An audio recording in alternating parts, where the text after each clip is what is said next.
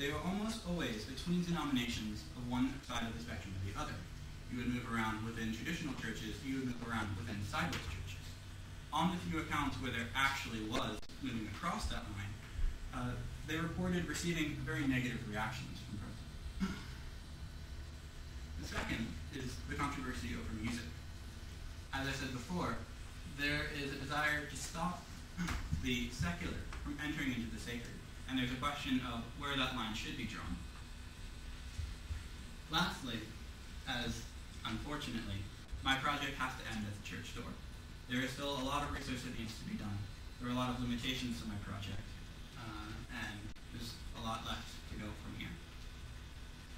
So, it's necessary for me to acknowledge the limitations of my project. First of all, this was my first experience as an ethnographer, and that must be taken into account. But I do think that there are far more important limitations. Namely, the lack of research that has been done, not only on St. Kitts, but on these issues of tension within the Caribbean.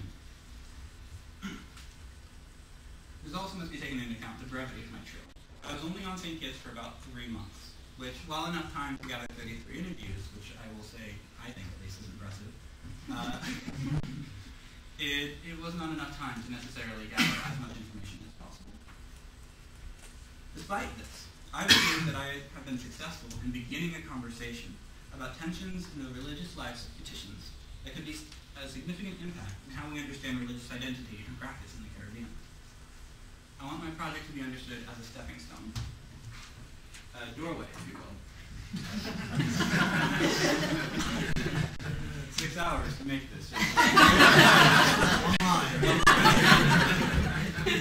want to welcome the rest of you to continue on this journey.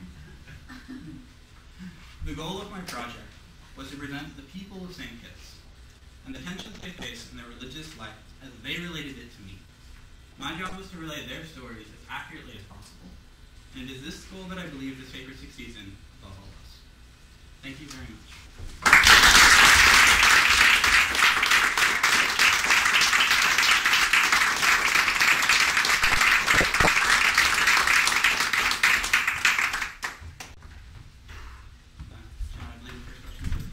So Keith, I agree that it is very impressive, and your work is very impressive, and especially I think I want to thank you for the work you did that we couldn't see in these slides, or that I couldn't read in your paper, which is the on-the-ground work you spent 3 months doing. And I just think that was great, so I want you to know that. So my question is, Wayne Proudfoot is a religious studies scholar in his book Religious Experience from 1985, made a distinction between descriptive and explanatory reduction. Descriptive reduction being the failure to acknowledge the religious experiences or practices in terms that the subjects themselves would accept. Explanatory reduction is engaging in interpreting the experiences and practices in the scholar's own terms. And Proudfoot argues that we, as religious studies scholars, should avoid the first, so that we should always describe things in terms that the subjects would accept, but freely engage in the second, the explanatory reduction. And so my question is, if you were to move forward with your research in light of Proudfoot's advice, how might that shift your research, not so much on the ground, but in how you write it up and how you present it?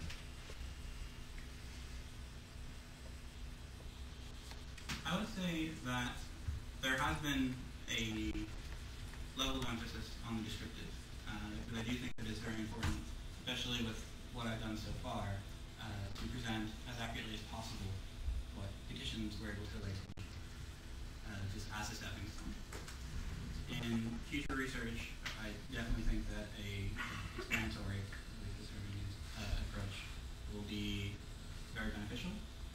And I believe that I did do so to some extent in this project, especially in my conclusions about class dynamics and the use of space. These are things that I drew from my interviews. So I think that I would largely try and keep a similar balance between the two that I attempted in this paper. But as I gain more knowledge of the island, I will be able to use more explanatory tools. Does that make sense? Yeah, except I actually had the opposite impression of the write-up. In other words, another way of asking the same question is, why didn't you have more quotes? Why weren't there more vivid, thick descriptions of actual services and what they were really doing? I did implement some descriptions of services, but because of the limitations of my paper, I didn't want to try and talk about the sideways and traditional split in somewhat of a distant tone. When I first started this paper,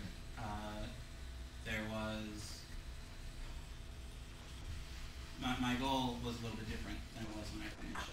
I wanted to present a very academic paper where I sort of tore apart what they said to the best of my ability and really try to get at what they were saying. But as time moved on, I realized that I wanted to relay what they had said more accurately. I did my best to try and change that in the rewrite, and perhaps the paper could have benefited from more information, more relaying of specifics from practices. However, I think that in the long run, I achieved enough of a balance to at least begin to prove my point. Yeah, I agree. And I enjoyed reading it. I just wanted to, read like a scholar, and I wanted to hear a little more of their pure voices. But yeah, I like it. Thank you. Appreciate it. Okay, well, I have lots of questions because I haven't read it, so yeah, I'm wondering, what the content of all the interviews was. I mean, so yeah, there's this binary of the traditional and the sideways. I mean, does everyone agree on it?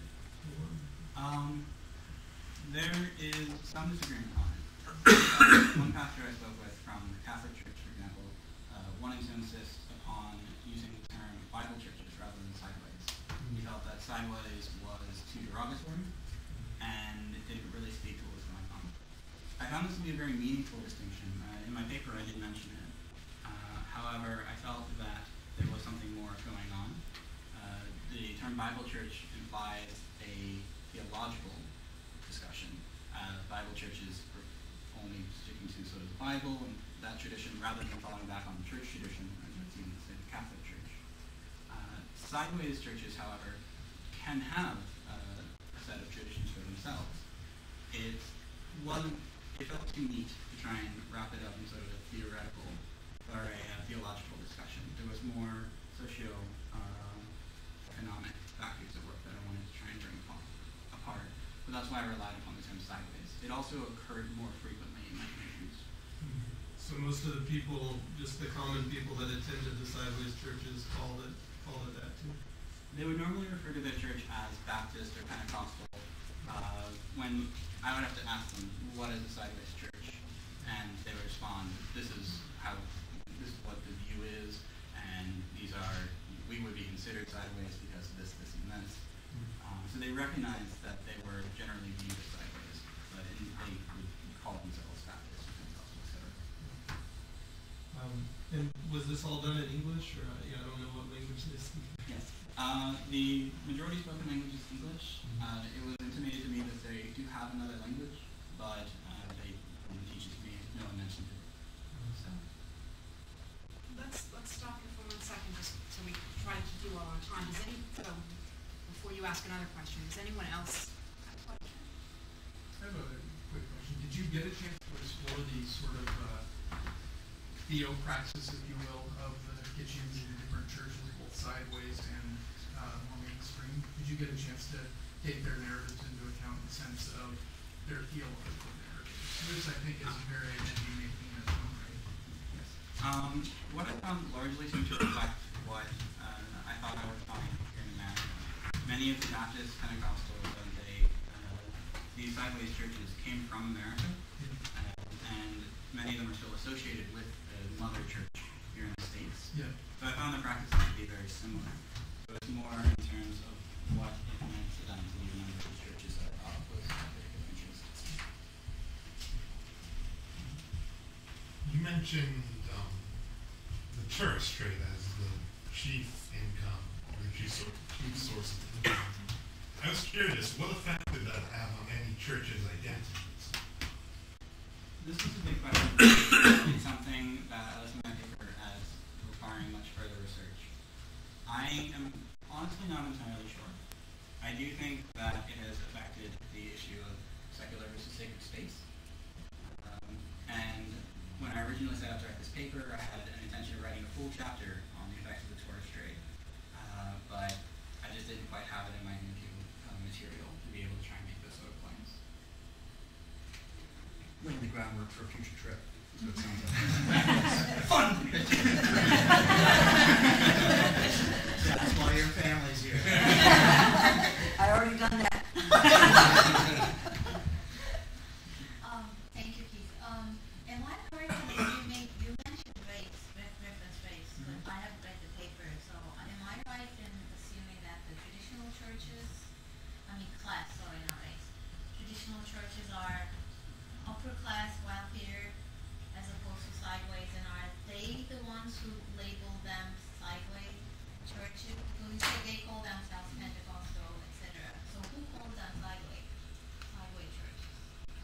My first experience hearing the term sideways was actually completely by happenstance. I was on a sort of last-minute exploration of St. Kitts. We had just gone down for a vacation to visit my sister, and I decided I wanted to do something with St. Kitts. I knew there was something there. I didn't know how to find it. I went to a Baptist church out in the country, and I found nothing really significant. And then randomly, on the ride home, the taxi driver, this middle-aged woman, turned to me and said, "So you're interested in sideways churches, eh?" I had no idea what she was referring to. She herself was from an Anglican church, and as I did my research, I did find that Anglican Catholics, more than Moravians, but some Moravians also, would refer to these other churches as sideways first, and then Pentecostal or Baptist. In terms of socioeconomic class, I wanted to be able to ask questions about that and able to sort of be able to put that in my demographics.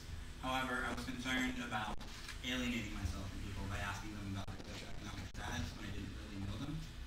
Most of these interviews were often second impressions, so I wasn't really comfortable asking that, and so I don't have a lot of information. In terms of what I saw, it did seem that the traditional churches were wealthier. In terms of clothing, dress, jewelry, I did see what appearances of more wealth than I did in sideways churches. Before we have to change into the guard and rearrange some furniture to bring in some more chairs, we'll take about a 2 or 3 minute break before coding begins. Do any of the other presenters need the PowerPoint or screen of any sort? You do? Okay, so we will keep everything the way it is. Join me in thanking Keith for his presentation.